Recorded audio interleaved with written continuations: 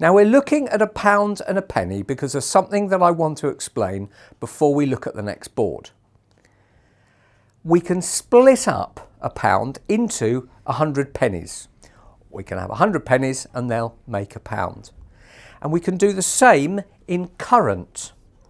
So far we've looked at an amp, and we've talked about an amp being the amount of flow that we've got in a wire. But an amp is quite a lot, and sometimes we're dealing with much smaller amounts. And they are called milliamps.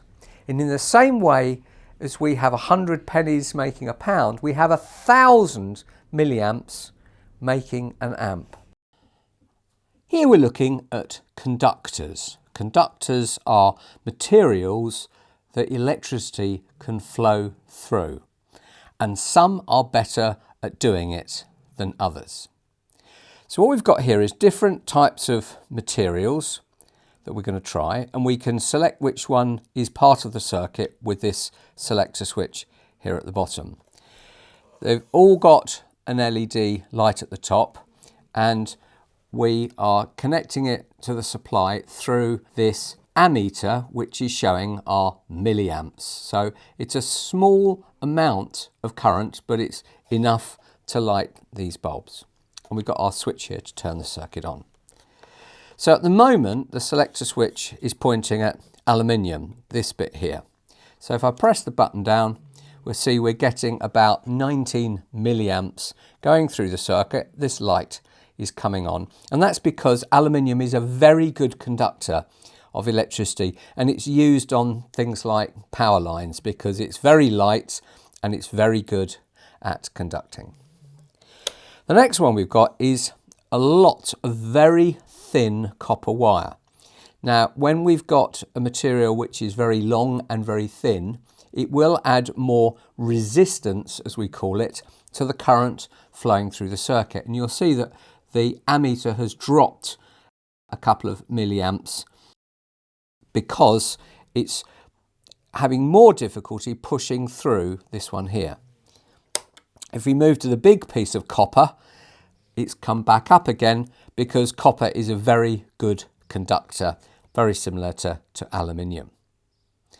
The next one is carbon. So this is one of the only ones on the board which isn't a metal. And it's quite interesting to know that carbon can actually conduct electricity. It's dropped a little bit, the current, so it's not as good as these metals, but it is conducting the electricity.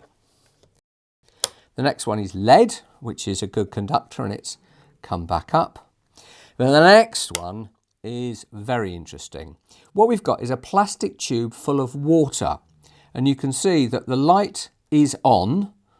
The meter has dropped, but it's not on zero. If I break the circuit, that's zero, and it comes back up. So it's only a couple of milliamps. But what this is indicating is that water can conduct electricity. And it's why we have to be so careful with applications that use high voltage and water, because if they go wrong and the electricity starts flowing through the water, it can give us an electric shock. The next one is steel, which is a good conductor. And the next one is this little one here, which contains a bead of mercury. Now, mercury is a metal, but it's a liquid metal. And this is actually what we call a tilt switch. And at the moment, the mercury is touching the two contacts. But if I lift the board up to about there, then the bead drops to the other end of the tube and the circuit is broken. If I drop it back down, it comes back on. So that's showing us that mercury is quite a good conductor of electricity, and the fact that it's a liquid means it can be used for various things.